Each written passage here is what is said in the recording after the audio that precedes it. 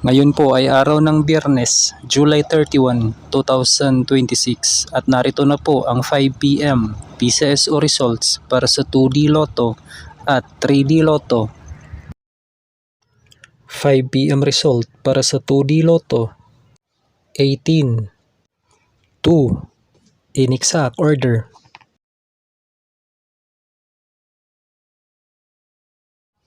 5 PM result para sa 3D Lotto: 3, 2, 4, in exact order.